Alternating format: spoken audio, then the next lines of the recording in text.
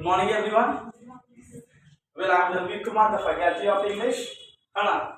चलिए हम आज पढ़ने जा रहे हैं बिहार बोर्ड का 12th मार्क्स का जो बुक होता है 100 नंबर का रेनो पार्ट 2, उसका एक पोएम है। पोएम का नाम क्या है? Song of myself. उसके राइटर ऑथर कौन है? वॉल्ट व्हिटमैन, है ना? जो अच्छे पोएट हैं। तो सबसे पहले कुछ ऑथर के बारे में जान लें, इस पोएम के बारे में कुछ जान लें, तब पोएम की शुरुआत करेंगे। चलिए सबसे पहले कुछ ऑथर के बारे में जान लेते हैं। हम लोग जान ले थोड़ा सा सॉन्ग ऑफ माइसेल्फ के बारे में। ऑथर का नाम क्या है? वॉल्ट व्हिटमैन, है ना? इनका जन्म कब हुआ है? 31 मई, है ना, 1819 को। मरे कब थे? 26 मार्च 1892 को। इनका जन्म और कर्म कहाँ हुआ है? USA में, है ना? अपने जीवन में उन्होंने कौन कौन सा काम किया है ना? वो क्या थे? है ना? फिर क्या थे? कारपेंटर कब थे? जब उनका एज कितना साल का था? 12 साल। 12 साल पहले उन्होंने अपनी जिंदगी में कारपेंटर का भी काम किया है। फिर क्या थे? वो एडिटर थे, जो पेपर में एडिट देता है न्यूज टाइप का। फिर क्या थे? वॉलंटियर, सेवक थे। जब अपने ही देश में युद्ध होता है या वॉर, उसे क्या कहा जाता है? सिविल वॉर, है ना? उसमें क्या थे? सेवक के तौर पे, सहायक के तौर पे वहां पर काम कर रहे थे, है ना? वॉल्ट व्हिटमैन को हम लोग किस प्रकार का पोएट कहते हैं? People's poet. क्या? People's poet. फिर क्या कहा जाता है? American poet. फिर क्या कहा जाता है? इंडिविजुअल पोएट, मतलब विशेष प्रकार का, कुछ अलग प्रकार का पोएट। कौन थे? वॉल्ट व्हिटमैन, है ना? सॉन्ग ऑफ माइसेल्फ खुद एक पोयम नहीं है। सॉन्ग ऑफ माइसेल्फ एक पोयम नहीं है, किसी पोयम का एक पंक्ति है या हिस्सा है। किसका हिस्सा है? लीव्स ऑफ ग्रास का। किसका हिस्सा है? लीव्स ऑफ ग्रास का हिस्सा है। तो आपसे ऑब्जेक्टिव में आ सकता है कि लीव्स ऑफ ग्रास का हिस्सा कौन है? Song of myself. या सॉन्ग ऑफ माइसेल्फ किस पोयम का हिस्सा है? लीव्स ऑफ ग्रास का, है ना? थोड़ा सा जान ले लीव्स ऑफ ग्रास के बारे में। Leaves of grass is a collection of poetry, मतलब कि लीव्स ऑफ ग्रास में पोयम का क्या था? कलेक्शन था। जैसे हम लोग एल्बम में फोटो का कलेक्शन रखते हैं, उसी तरह लीव्स ऑफ ग्रास में किसका कलेक्शन था? पोयम का। यह नाम क्या पड़ गया? पोएट्री। पोएट्री कहते हैं जब 1 2 3 4 ज्यादा पोयम हो तो क्या कहा जाता है? पोएट्री, है ना? इनका पहला एडिशन पोयम का कब लॉन्च हुआ था मार्केट में? 1855 में पब्लिश हुआ था। उस समय कितना पोयम था उसमें? 12 पोयम था। फिर उनका लास्ट एडिशन कब पब्लिश हुआ था? 1892 में, है ना? उस समय कितना पोयम था? 400 को पोयम क्या कहेंगे हम लोग? है ना? उनके कुछ फेमस बुक्स थे या पोएम्स थे, कह सकते हैं। बुक चुन का पोएम करना पड़ेगा, है ना? क्या था? Drum taps. कब आया था मार्केट में? 1866 में, है ना? 1866 में आया था, है ना? फिर लीव्स ऑफ ग्रास कब आया था? 1855 में। तो चलिए अब थोड़ा सा पोएम के बारे में देख लें। ऑथर्स के बारे में तो समझ लिए, अब किसके बारे में आएंगे? पोएम के बारे में आएंगे। चलिए शुरुआत करते हैं। कौन सा पोएम? सॉन्ग ऑफ माइसेल्फ, है ना? सॉन्ग मतलब क्या होता है? गाना। माइसेल्फ का मतलब स्वयं या खुद। किस प्रकार का प्रोनाउन है? रिफ्लेक्सिव या एम्फैटिक प्रोनाउन है। वॉल्ट व्हिटमैन अपनी जिंदगी का बात, है ना? क्योंकि सॉन्ग किस प्रकार का पोएम है? लिरिक पोएम है, मतलब एक प्रकार का गीत। सॉन्ग ऑफ माइसेल्फ कौन सा पोएम है? लिरिक पोएम है, एक प्रकार का गीत। तो अपनी जिंदगी बताना चाह रहे हैं कि पीपल्स पोएम, मतलब कि ये लोगों के बारे में ज्यादा बताना किया करते हैं अपने पोएम के माध्यम से। करें I celebrate my self and Singh my self.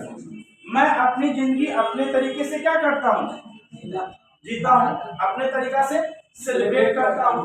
And I Singh my self, और जब मैं गाना गाता हूँ तो किसके लिए? खुद के लिए गुनगुनाता हूँ, किसी और के लिए नहीं। तो ये बात वॉल्ट व्हिटमैन किसी को बोल रहे हैं।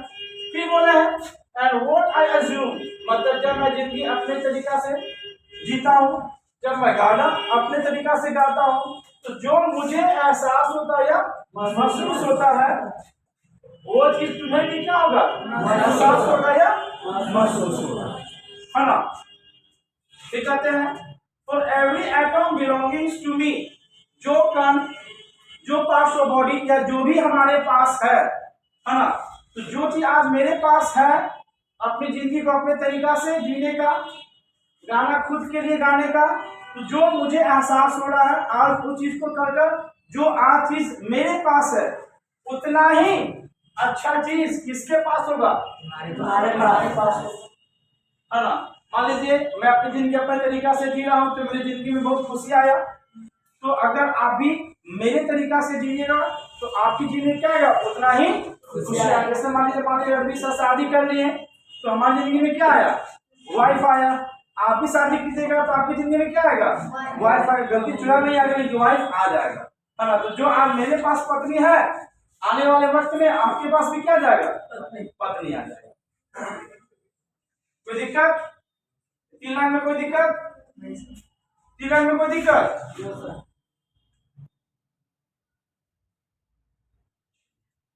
फिर क्या करता है,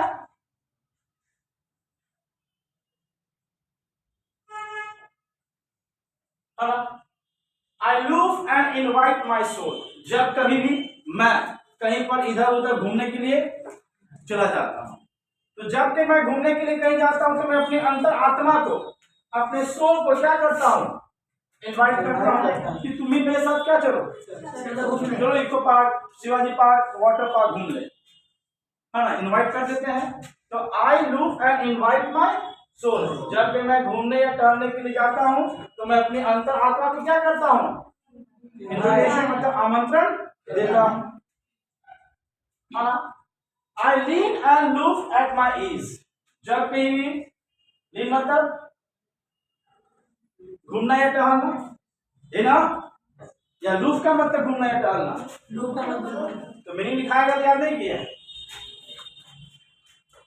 ये मतलब क्या होता है, थक कर बैठ जाने, झुक जाना, क्या होता है, हाँ ये ना होता है झुकना, क्या होता है,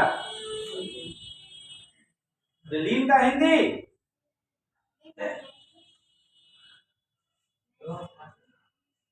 I lean and look at my ease, observing a sphere of summer glass. Summer glass. जब कहीं भी मैं कहीं टहलने जाता हूँ, क्या जाता हूँ, टहलने जाता हूँ, है ना।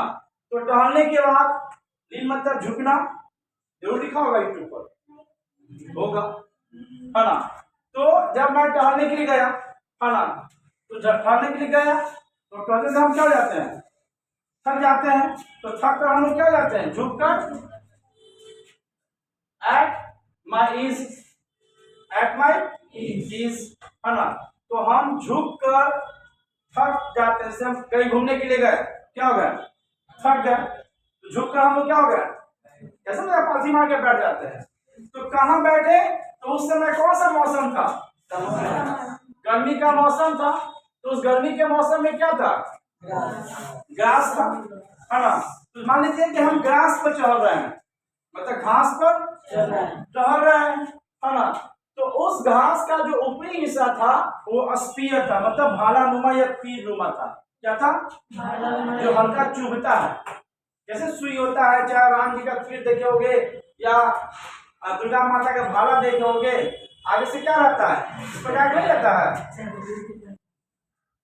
तीर नुमा रहता है ना, उसे क्या कहा जाता है, स्फीयर, क्या कहता है, स्फीयर।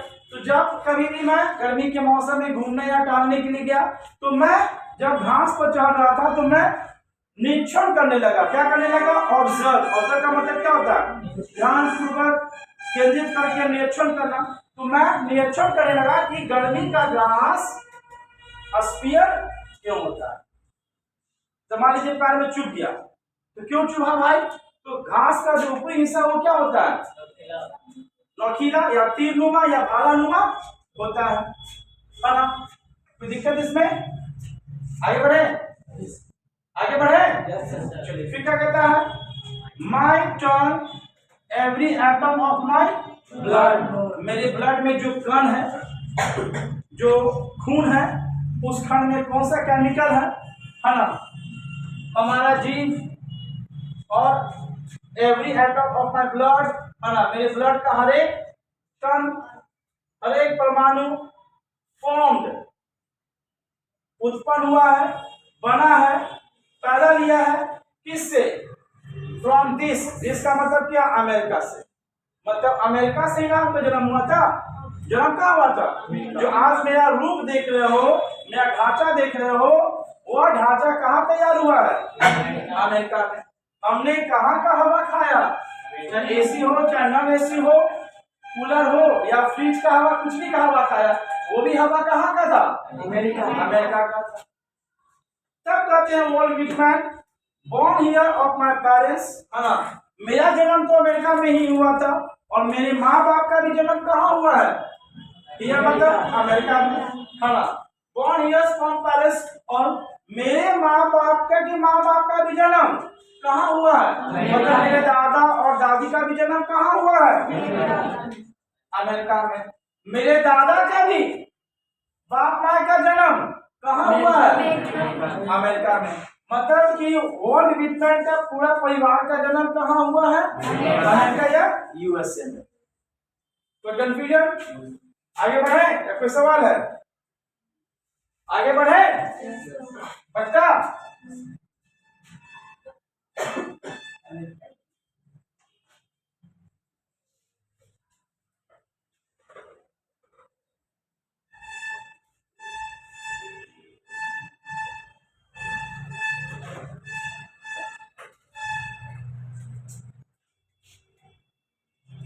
कहते हैं now I am 37 years old। अभी मैं कितने साल का हूँ? 37 साल का, है ना। इन परफेक्ट एंड बिगिन, और मेरी जिंदगी की शुरुआत अभी तो हुई है। 37 साल होने के बावजूद भी मेरा स्वास्थ्य क्या है? अच्छा क्या है? और मेरी जिंदगी की शुरुआत क्या हुई है? अभी ही मेरा स्वास्थ्य या जिंदगी की शुरुआत हुई है ना। मेरे स्वस्थ जीवन की शुरुआत अभी हुई है। 37 साल होने के बावजूद भी मेरा शरीर क्या है? स्वस्थ है और अभी मेरा जीवन क्या है? स्वस्थ ये बिता रहा है, क्योंकि इसी मिट्टी से मेरा क्या हुआ है? जन्म हुआ है। हम भी O2 कहाँ का ले रहे हैं? अमेरिका का, मतलब ऑक्सीजन या हवा, है ना। फिर कहते हैं hoping to cease not till death, और उम्मीद करते हैं कि मरते दम तक मेरा स्वास्थ्य क्या रहेगा? अच्छा रहेगा। मतलब जब तक मैं नहीं मरूं, क्योंकि हम च्यवनप्राश खाए हैं पतंजलि का, जब तक मैं नहीं मरूं तब तक मेरा स्वास्थ्य क्या रहेगा? अच्छा रहेगा। ये बात कौन बोल रहा है? आगे बढ़े। फिर कहते हैं क्रीड्स एंड स्कूल्स। तो क्रीड्स का मतलब होता है धर्म या जातिवाद, और स्कूल्स का मतलब क्या होता है? बोलिए। आपकी आस्था या आपका विचार, हाँ। तो स्कूल्स का मतलब यहाँ पर मंदिर नहीं हुआ, आपका विचार, आपकी आस्था। क्रीड्स का मतलब यहाँ पर क्या होता है? धर्म या जातिवाद, है ना। इन एबियस का मतलब अनुपस्थित के तौर पर, है ना। तो उनके नजर से लग रहा है कि हम थोड़ा सा इस चीज से दूर चले जाए। किस चीज से? जो लिखा हुआ है मुझे धर्म से दूर होना है, मुझे आस्था से क्या होना, पढ़ाई लिखाई से थोड़ा सा दूर हो जाए। लिखा हुआ रिटायरिंग बैक, है ना। हम इससे रिटायरमेंट होना चाहते हैं, मतलब इससे पीछा छुड़ाना चाहते हैं, लेकिन जब कि वाइल सफिशिएंट, यह इतना भरा हुआ है, सफिशिएंट समझते हैं, काफी, ये इतना भरा हुआ है कि ना चाहकर भी हम इसको कभी भूल नहीं सकते। मतलब कि हम धर्म की चर्चा नहीं करना चाहते हैं, शिक्षा की चर्चा नहीं करना चाहते हैं, जातिवाद की चर्चा नहीं करना चाहते हैं, इससे हम पीछा छुड़ाना चाहते हैं। लेकिन जहां जहां जाते हैं वहां वहां क्रीड्स और स्कूल का क्या होने लगता है? चर्चा होने लगता है, और ना चाहकर भी हम भूलने की कोशिश करते हैं, और ये लोग हम लोग क्या करते हैं? भूलने नहीं देते हैं, और कभी भी हम ये क्रीड शब्द को, रसूल शब्द को कभी भूल नहीं सकते। अपनी आस्था को, अपने प्यार को, अपने भावनाओं को, अपने जातिवाद को, अपने धर्म को भूलने की कोशिश करते, लेकिन भूल नहीं पाते, क्योंकि क्या है,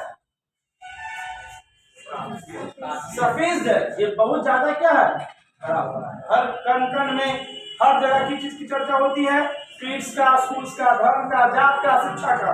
तो ना चाहकर इसको हम क्या कर सकते हैं, भूल नहीं सकते हैं। आगे बढ़े, आगे बढ़े।